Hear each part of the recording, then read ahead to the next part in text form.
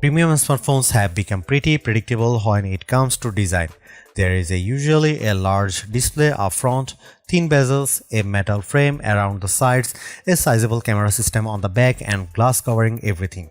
Google isn't reinventing that formula with the Pixel 11 Pro and Pro XL, but there are some interesting changes hiding underneath the familiar design, including a new camera experience and a surprisingly nostalgic feature on the back. The Pixel 11 Pro starts at $1,099 while the Pixel 11 Pro XL costs $1,299 in terms of overall size.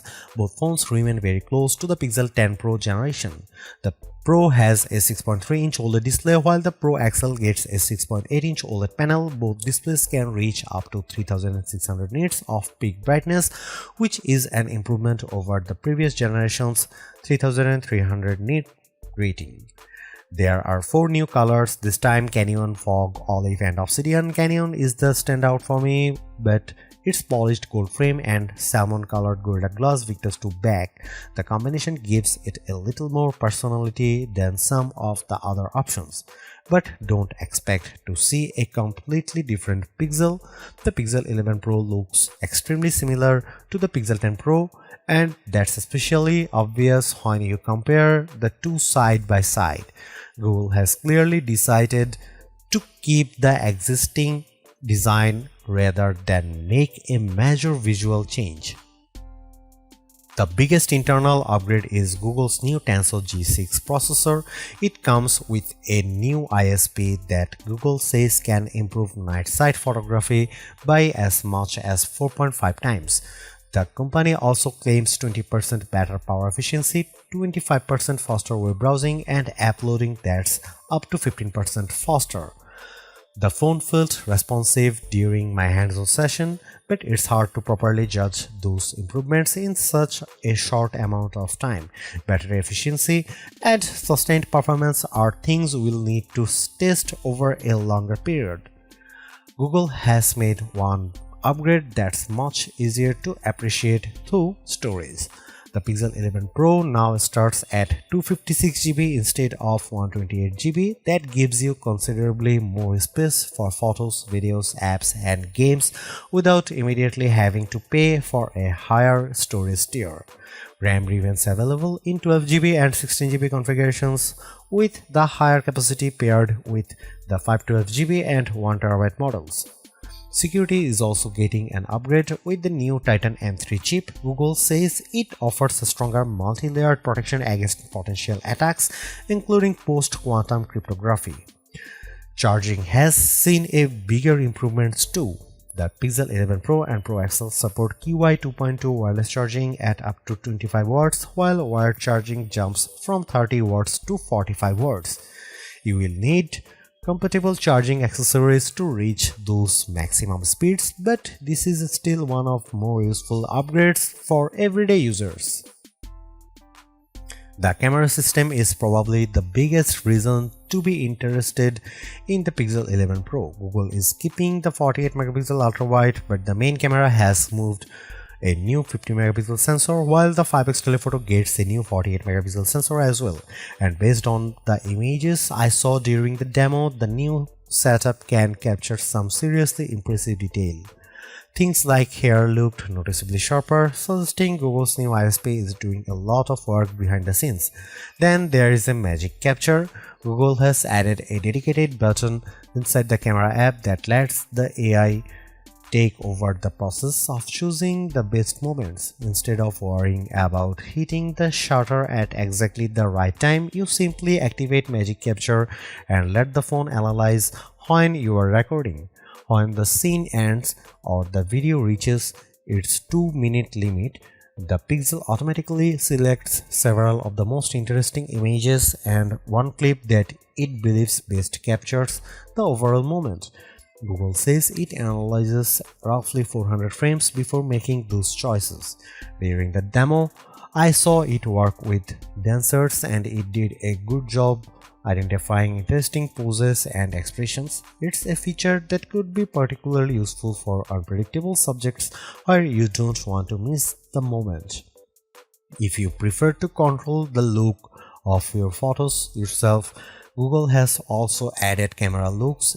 These are customizable profiles that can be applied manually or set as your default.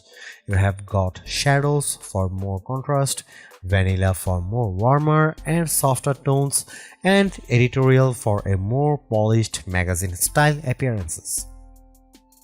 Google is also trying to make the Pixel 11 Pro more useful for people who create video content.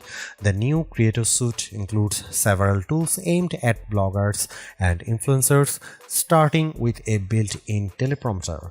You can upload your script and the phone automatically follows along while you are speaking. I tried it during the demo and it worked surprisingly well, keeping up with my speech without any obvious issues. There is also a new folder system that makes it easier to group related clips together. Once you have got your footage organized, a new storyboard tool can help you arrange clips and move B-roll around to build the final sequence. It's not designed to replace professional editing software, but for people who shoot and edit content directly on their phones, these additions could make the entire process more convenient. Google's Super Res Zoom is getting an impressive upgrade as well. The Pixel 11 Pro can now reach up to 120x digital magnification, which is higher than the 100x space zoom offered by Samsung's Galaxy S26 Ultra. At that level, keeping the phone steady is obviously difficult, and getting your subject properly framed can be a challenge. But Google's demo was convincing. A tiny Android figure was placed on top of a wall more than 50 feet away, around 2 rooms from the phone. The figure looked blurry in the viewfinder, but after the Pixel finished processing the shot, the final image came out surprisingly sharp. So 120x isn't going to make every distant subject look perfect, but Google's AI processing can clearly do more than I expected with a very challenging shot. One of the most unexpected Pixel 11 features is called HiLight. If you remember older phones, you may remember small notification LEDs that would blink whenever you received an alert. HiLight brings that concept back in a much more modern form. It is integrated into the camera flash area on the Pixel 11 Pro and Pro XL, and it can display different colors to indicate notifications. The idea is pretty simple. You can put your phone face down during dinner or a conversation and still know when something important happens. Google also lets you assign different colors to specific contacts, so if someone important calls, you could potentially know who it is just by seeing the color on the back. HiLight can also show you when Gemini is listening, which gives you a visual indication that the AI is active. My biggest issue is that there is not much else it can do at launch. I think messaging would be the perfect use case, especially because younger people aren't exactly spending their days making phone calls. Being able to assign different colors to family members or important contacts for incoming messages would make HiLight considerably more useful. Google says it's exploring additional functionality, so hopefully this feature gets more capabilities over time. The Pixel 11 Pro also brings a wider range of AI-powered features under Google's Advanced Intelligence system. Enhanced Live Translate now works across audio and video in real time, while Circle to Search can be accessed through the camera app. That means you can point the camera at an object and have AI help to identify or search for it. Magic Q has also evolved into advanced intelligence with support for information such as flight details. Then there is Rambler, which was previously shown at Google I/O. It's designed to make transcriptions cleaner by removing filler words like and ah.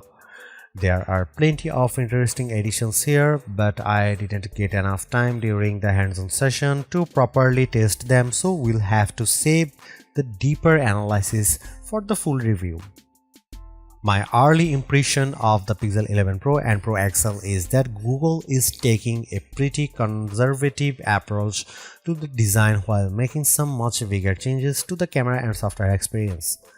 From the outside, these phones are extremely familiar, but the camera upgrades are much more significant. You have got 2 new sensors, a new ISP, Magic Capture, 120x Super Res Zoom, and a Creator Suite with tools that could be genuinely useful for people who shoot a lot of content. Magic Capture is probably one of the features I am most interested in testing further, letting the phone analyze hundreds of frames and automatically pick the best moments could make a real difference when you are trying to capture unpredictable action. HiLight is another feature I like, even though its launch functionality feels limited. There is a lot of potential there if Google eventually adds support for more types of notifications, especially messages. The more straightforward upgrades are also welcome. Base storage is now 256 GB, wired charging has increased to 45 watts, and QI 2.2 wireless charging can reach 25 watts. The catch is the price. The Pixel 11 Pro starts at $1,099 and the Pixel 11 Pro XL at $1,299, both representing a $100 increase over their predecessors. So the real question is whether the new camera system, AI features, and other improvements are enough to make the higher price worthwhile. Based on this first hands-on experience, the Pixel 11 Pro may look familiar, but Google has packed plenty of new technology into that familiar design. The Pixel 11 Pro and Pro XL are available for pre-order now, with sales officially beginning August 20.